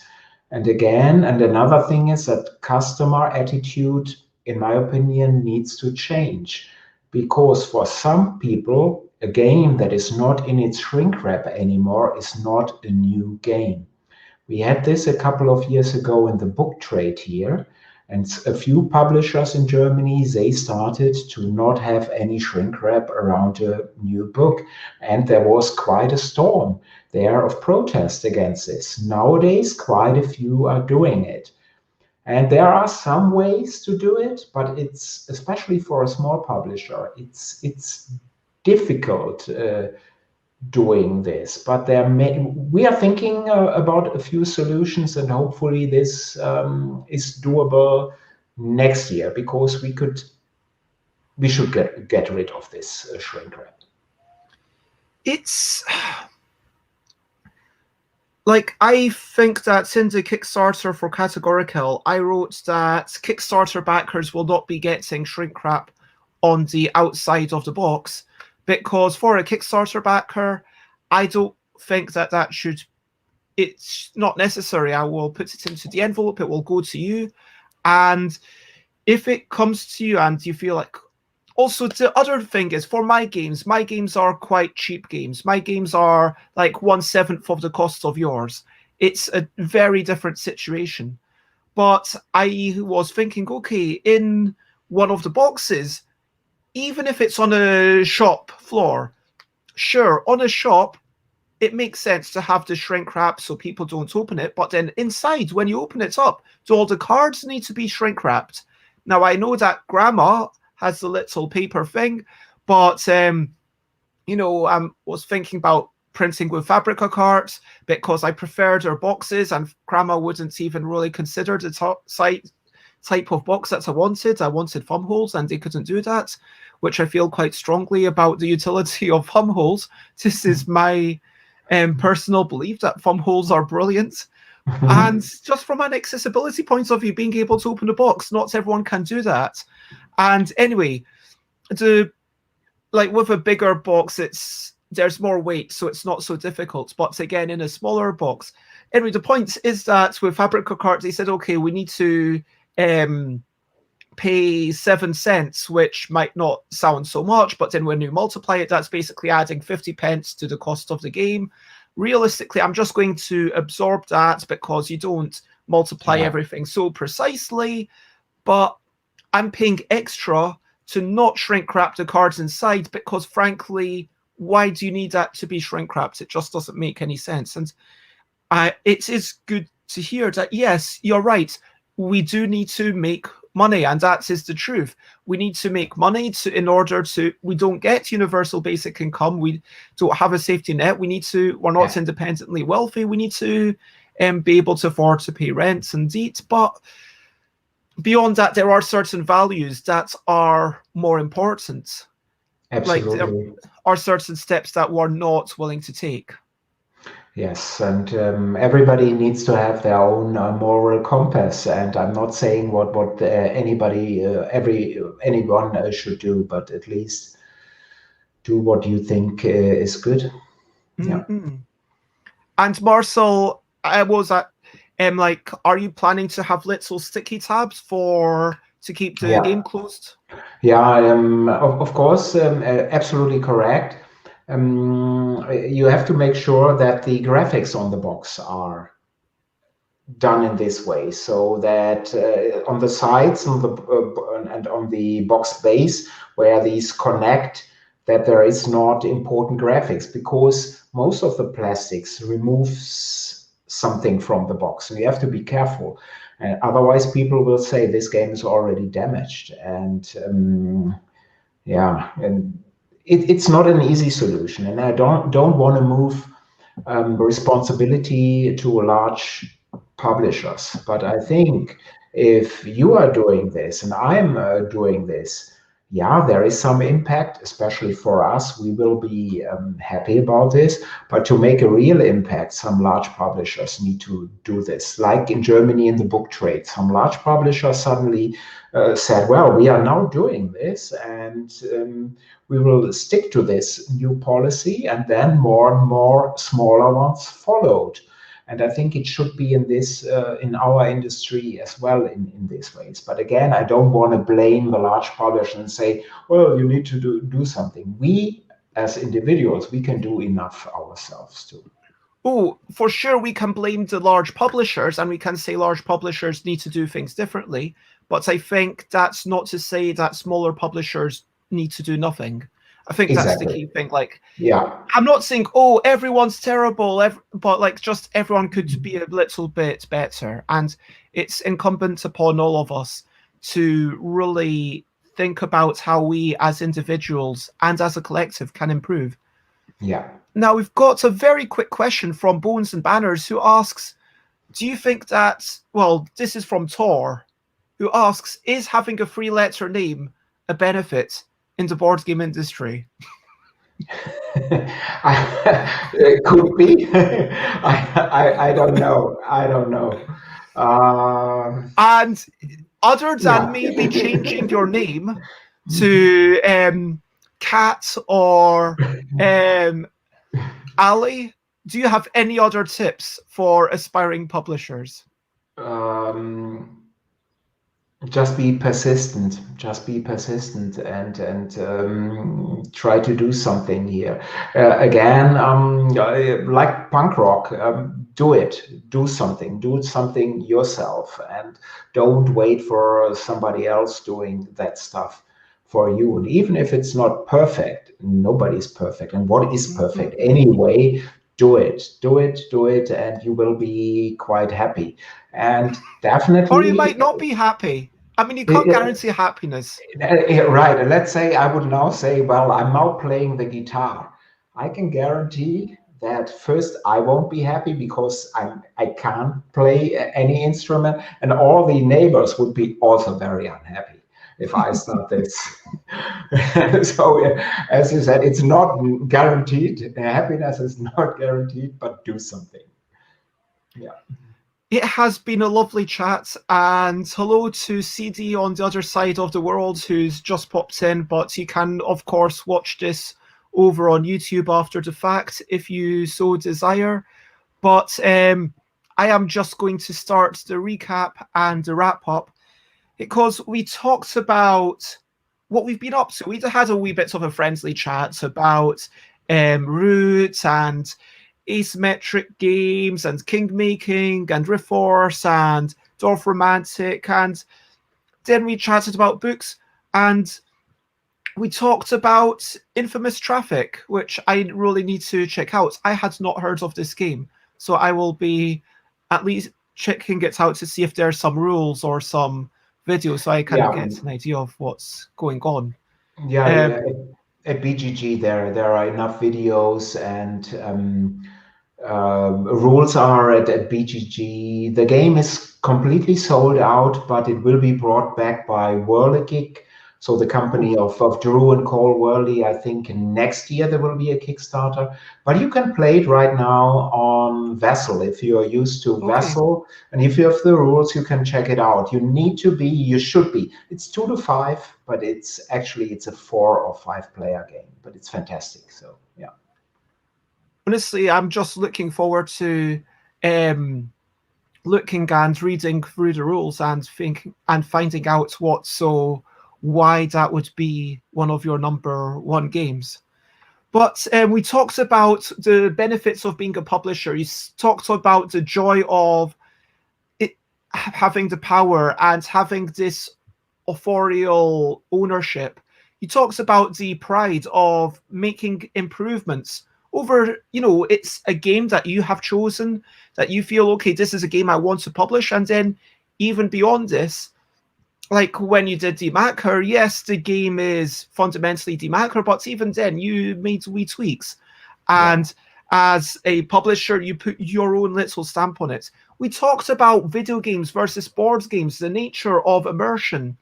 We talked about selecting games. We talked quite a bit about the cost, about the game about asbestos. We talked about looking for a game that does have a certain degree of complexity, about a certain degree of financial cost. You want them to be games that are at least 40, 50 quid, so that if you are only printing potentially 600, 1,000 copies, you're still able to justify all the time that went into that development. You talked about keeping the designer involved and listening to what they say, which, as a designer, I really appreciate. I think it's important that as a designer, I don't want to have to say, yeah, yes, no, yes, no, yes, no.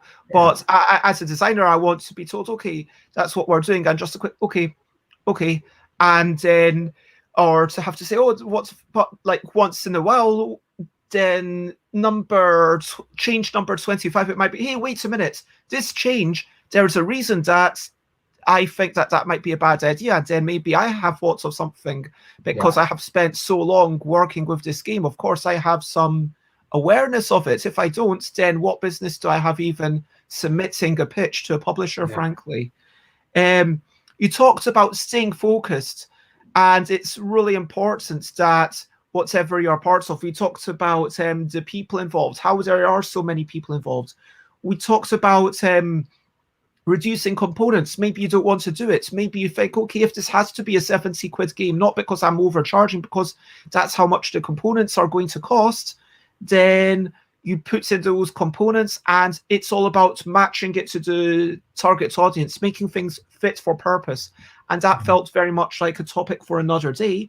We also talked about development, about self-publishing, about do all the work, all the polish, all the time that you save, and the money that you save by sending it to a publisher.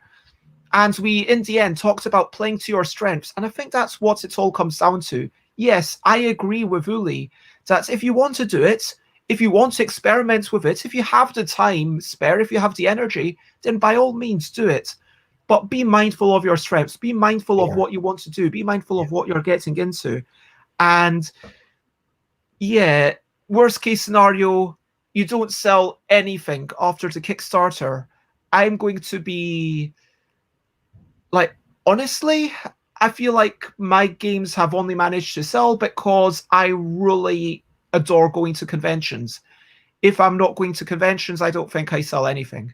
And that's the reality. And even going to conventions, I go to Essen, and then sure, it kind of pays for my booth, and then I sell a bunch to a retailer, and then suddenly 200 copies are in Australia, and that's fantastic. And then there's a bunch of copies not last year, 2019, last year. Essen, Last Essen, exactly. That went into that bastard cafe. I can't remember where that is. Not Denmark, not it's one of those European countries that I'm terrible at geography, and I apologize to But, Bastard Game Cafe. but isn't this in Denmark? I'm not sure. Isn't this in Denmark? It might be Denmark. I'm not sure, but I'm trying to remember. Because I see the people and I'm like, oh, I know the people. I know their face. I can imagine their face. What's the color? But anyway, that's the point. It's like, do what you want. Keep your audience in mind. And do you have anything else that you want to say right now before we finish up, Uli?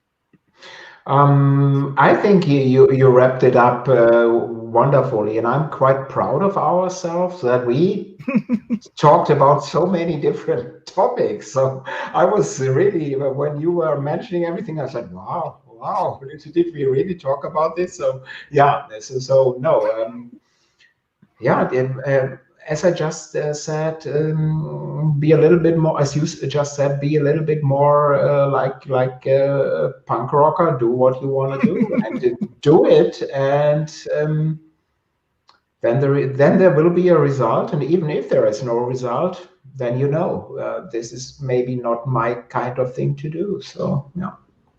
Yeah, and I'm amused by what CD says here. 2019, the last year we won't remember. We had some good times in. I was actually going to talk about Festival International du Jeu 2020, which was my favorite. Anyway, let's not go there. Let's not go there. If you want to find Uli, where do you most like to be found? Twitter probably, but I'm so that would be the Twitter link over there. I do a weekly Spielworks chat each Tuesday at 5:45 p.m. CET, so German time. That would So be 4:45 UK time. Yes, and I'm most of the time I'm good with my email, so I respond normally within the next 24 hours. So if you want to drop me a mail, please do so.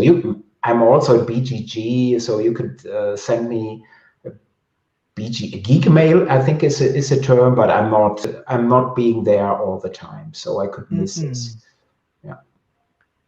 So my email, sadly, it stopped working in Firefox. I don't understand why Gmail's not working with Firefox. Now I need to open another browser just to get into my email, which is really annoying. It is. I agree. Anyway, so if you want to check me out, then please, my website is stuffbybez.com, although you can buy print and plays at stuffbybez.bigcards.com. Twitter.com/stuffbybez is where I am probably the most active. Instagram.com/stuffbybez. I aim to put like 3 pictures a week, and that seems to be a good amount for me. Twitch.tv, I stream arguably too much. YouTube has all the old episodes, and join my Discord. And thank you very much, Nicholas and CD and Maya and everyone else for being here. And of course, Uli, for joining me. It has been such a delight. It has been such a lovely conversation, for being so open and frank. And this is the point where I turn it over to everyone who's watching, and I ask you all, over to you. What are you up to? You can share, but only if you want to. So after this show finishes, what are you going to do? I mean, if you're watching live on Twitch, then obviously we raid, but today, do you have some plans? I decided a while back that Mondays are going to be my days off. So I decided Mondays because when we go back to the old normal, hopefully Friday, Saturday, Sunday, I might be at a convention. Sure, maybe Monday morning I'm driving back or on a train, but it means that at least Monday is a day that I can always say Monday is my day off.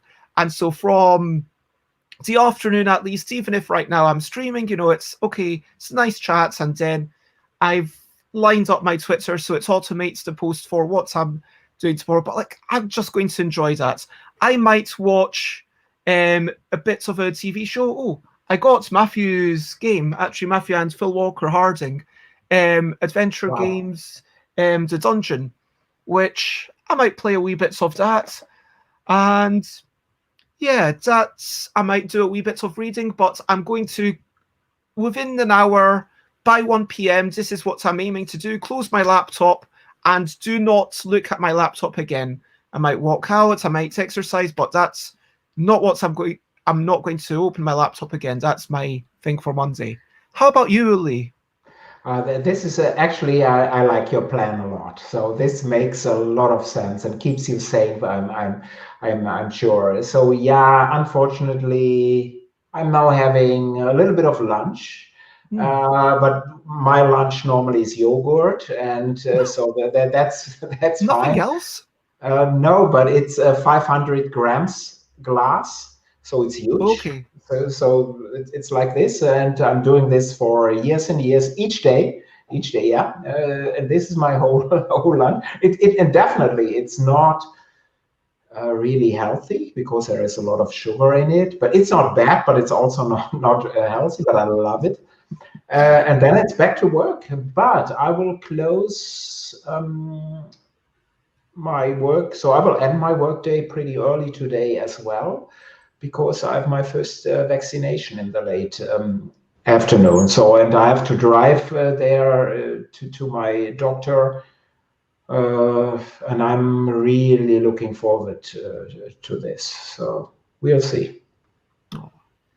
Well, I hope that everything goes well and you yeah, have given yourself a wee bit of time off tomorrow in case, you know, you get any side effects. Yeah. I want to say thank you to Marcel for being here, and who is apparently working on the live Dutch crowdfunding campaign for a game. CD, thank you very much for joining in when you're able. I guess it's very late on Monday where you, CD is based in New Zealand, for those who don't know. And CD is going to sleep. And yeah, it has been lovely. And I am going to do a quick second bit of self-promotion to say, for my next streams, please, this isn't a clickable link, but please, stuffbybez.com/streams will take you to a Google Calendar, because as of this week, I am, I'll see how this goes. I've decided to start doing maybe playtesting, maybe playing a game on Board Game Arena every Tuesday, Thursday, Friday, and Saturday at 4 p.m. UK time. So for me, this is a way to finish off the day. And with Rita Modal and Tiz Creel, I have been making a roll and write, and we've been getting together once every 2 weeks, but that's not enough. And I like doing things to an audience. It gives me energy. And so maybe tomorrow afternoon, we will play Dinosaurs Love Spicy Pies. If Tiz and Rita aren't able to make it, I will just be playing that solo, because I suggested a slight change to the end conditions to make it so that you can play it solo with 0 changes, and they just didn't disagree. So yeah, I'm going to try that and see how it goes. And yeah, I'll be also maybe playtesting some new things, having some friends. If you want to make a play date with me to do a regular thing, sometimes we'll playtest one of my roll and writey things, sometimes one of your roll and writey things, because I've got an idea. Okay, so I know a lot of people know this, but I made Micro Muckle and Nano Muckle, which is with the L deck, but it's a roll and write, but then you don't have to have anything pre-printed on the paper. You just start off with a blank sheet of paper. And I've been thinking, is it possible to do that for something that is not a word game? And I'm not saying that I can definitely do it, but it feels like a design challenge that is possible. Maybe with a unique deck of cards and this deck of cards, and that feels like a really accessible thing. And then everyone could just play it on this, you know, stream, and it would be so nice. Anyway, that's my idea. But yeah, tomorrow, Tuesday, I stream a lot. In the morning, an hour of musical shenanigans at 10, an hour of playful shenanigans at 4, and we'll be playing a social game, possibly with Ulkaluza and Molly and McCall and lots of other people, but I'm not guaranteed. But these are people who say they might come up. The Most Like a Pineapple, it's a game of improvisation and jokes. I will be hopefully continuing to make a game with Tiz and Reese on Wednesday, more music on Thursday. playing things in the afternoons, Friendly Friday for, and discussing, what am I discussing on Saturday? Oh yes, diversity in media making. That should be a good conversation with Of course. Antoinette, Matt, Warwick, and Dutch Yoda. And Sunday I've decided Sundays I'm just going to play something for my own entertainment. Maybe I'll play a bit more Root. But feel free to share, spread the word. Lots of love to everyone. I am going to take, if you're on YouTube, this bit will make 0 sense, or if you're on Facebook, but on Twitch, I am going to look up to see who else is around. And let us raid our friend Idol Michael to give a shout out to Idol Michael, who is a game designer for Hub Games and just a lovely, lovely person. And oh my gosh, yeah, Yoda, hello. And Idol Mikael, that is the end. Bye bye. Bye. Bye bye bye bye. This is goodbye song. Bye bye bye bye. Thank you for watching along. Bye bye bye bye. This is the end of the show. Bye bye bye bye. And now it's time to go. Bye bye bye bye. This is a goodbye song. Bye bye bye bye. Thank you for watching along. Bye bye bye bye. This is the end of the show. And bye bye bye bye. And now it's time to go. Bye-bye. All the best with your game, Nicholas. Thank you. Yes, all the best with your game. Bye-bye, Nicholas. Bye-bye, Yoda. Bye-bye, everyone. Bye-bye, Bye-bye. Bye-bye. It's been lovely. And, yep, that is it. Now I'm going to stare at you awkwardly for 10 seconds.